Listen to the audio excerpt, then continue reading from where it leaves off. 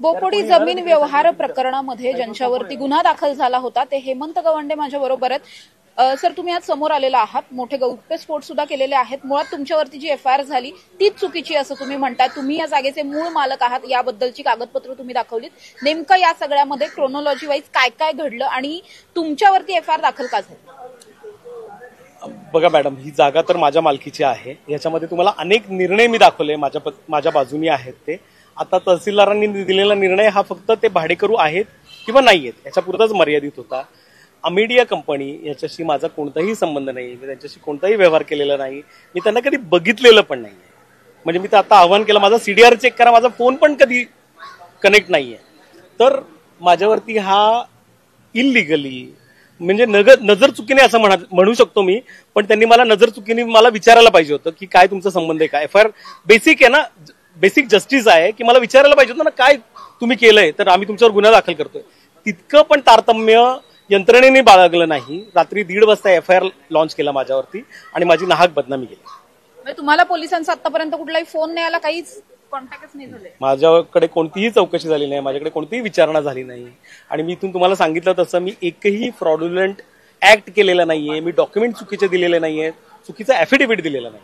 बरं, आता ही जागा तुमच्या मालकीची आहे, मात्र तुम्ही कुणाकडून नेमकी खरेदी केली होती आणि किती साली हे सगळं झालं?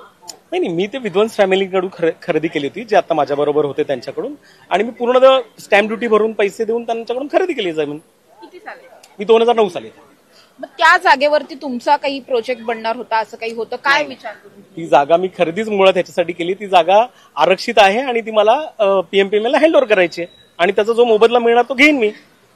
पण मग अचानक तुमचं नाव या सगळ्या प्रकरणामध्ये आरोपी म्हणून कसं काय आलं आणि अमेडिया कंपनी इन्क्लूड कशी काय झाली? तुम्हाला जेवढं आश्चर्य वाटतंय तेवढंच मला आश्चर्य वाटतंय, पण मला म्हणजे मला दिसतंय की त्यांना पण लक्षात आलं नाही की एफआयआर करताना की आपण हेमंत गवंडेंचा याच्यामध्ये काहीच संबंध नाही, आपण त्यांचं नाव अमेडियाशी जोडतो।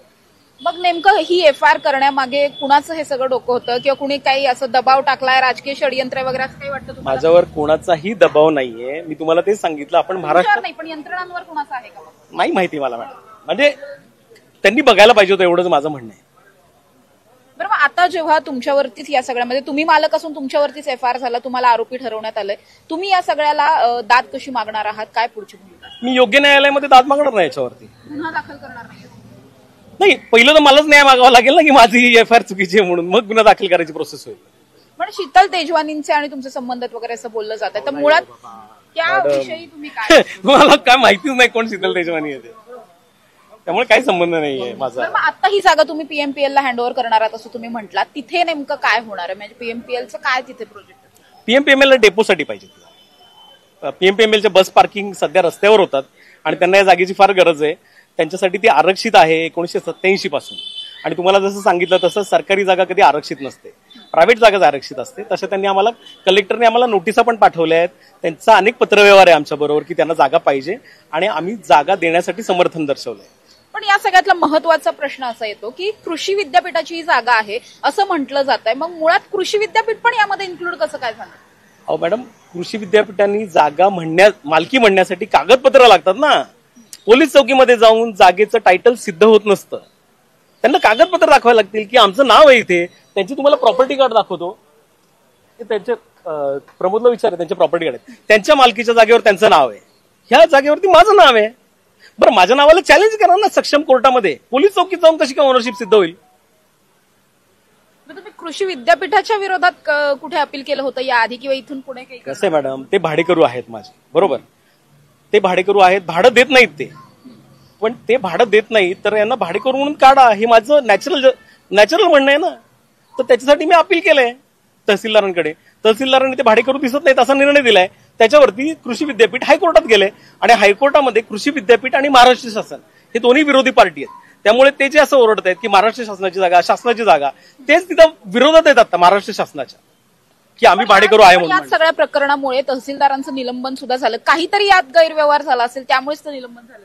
मॅडम, त्याच्यात मुळामध्ये या जागेवरती महसूल विभाग कोणताही निर्णय घेऊ शकत नाही, कारण ही जागा टीपी स्कीम मध्ये येते, याचं टायटल अँड टेन्युअर सर्टिफिकेट आहे। याच्यावरती निर्णय घ्यायचा असेल तर तो सिव्हिल कोर्टामध्येच दाद मागावी लागेल।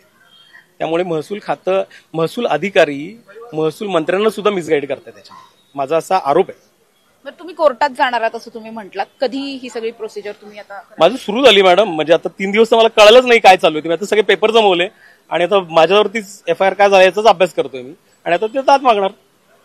नक्कीच माझ्याबरोबर हेमंत गवंडे होते. जसं त्यांनी सांगितलं की मुळात ही जी जागा आहे ही कृषी विद्यापीठाची असल्याचं कृषी विद्यापीठाचं म्हणणं आहे. मात्र तसं नसून ही जागा त्यांची स्वतःची मालकीची जागा आहे. त्यांच्यावर जी काही FIR झाली ही FIRच मुळात चुकीची असल्याचं त्यांचं म्हणणं आहे. त्यामुळे या संपूर्ण प्रकरणामध्ये त्यांनी थेटपणे सरकारला सुद्धा या सगळ्या धारेवर धरलं आणि या सगळ्याच्या विरोधात ते आता पुन्हा एकदा याचिका दाखल करणार आहेत, हायकोर्टात जाणार आहेत. त्यामुळे या संपूर्ण प्रकरणामध्ये आणखी नवनवीन ट्विस्ट येताना पाहायला मिळतात. नेमकं कृषी विद्यापीठ खरं बोलताय की मग हेमंत गवंडे खरं बोलतात, हे सगळं अजूनही कुठेही कन्क्लुजनवरती पोहोचत नाहीये. त्यामुळे आता कोर्ट कचेरी या प्रकरणामध्ये पुन्हा एकदा इन्क्लूड होणार आहे. कोर्टात याचिका दाखल केल्याच्या नंतर नेमका निकाल काय येतो हे सगळंच पाहणं महत्वाचं असणार आहे. दुसरीकडे पार्थ पवार मीडिया कंपनी, शीतल तेजवानी यांच्याशी माझा कुठल्याही पद्धतीचा संबंध नसून जाणून बुजून ही FIR दाखल केल्याचा आरोप सुद्धा त्यांनी पोलिसांवर केलाय. कॅमेरा पर्सन शिवाजी साळुंखेंसह समृद्धी जाधव, टॉप न्यूज मराठी, पुणे. आता जोकासू STP या अत्याधुनिक जॅपनीज तंत्रज्ञानाने सुसज्ज, quick installation, energy efficient, noiseless blowers, low maintenance या आणि अशा वैशिष्ट्यांनी परिपूर्ण जोकासू STP तंत्रज्ञान प्रकल्प उभारणीपासून ते विक्री पश्चात समाधानकारक सेवा देणारी, भारताबरोबरच परदेशात देखील प्रकल्पांची यशस्वी उभारणी करणारी company Deccan water treatment private limited.